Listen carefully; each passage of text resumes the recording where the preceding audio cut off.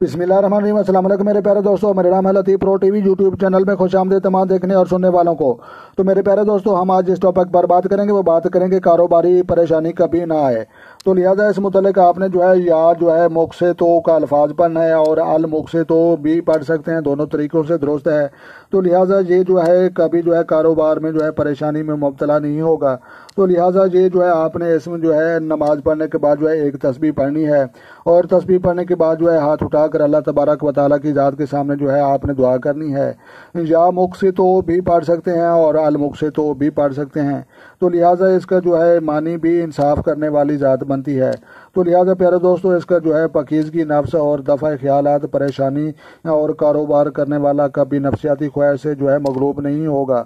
تو لہٰذا اس کے بعد کاروباری افراد کے حاصل طور مفید ہے۔ تو جو شخص اس کو باقاعدگی کے ساتھ پڑھتا رہے گا، انشاءاللہ ان کے کاروبار میں کبھی کوئی پرابلم نہیں آئے گا۔ تو لہٰذا ویڈیو اچھی لگی تو آپ نے لائک بھی کرنی ہے، اور چینل پر نئے ہیں تو چینل سبسکرائب کر لیں۔ اپنا ڈھیر سارا خیال رکھنا ہے اور اپنی دعاؤں میں مجھے یاد رکھنا ہے۔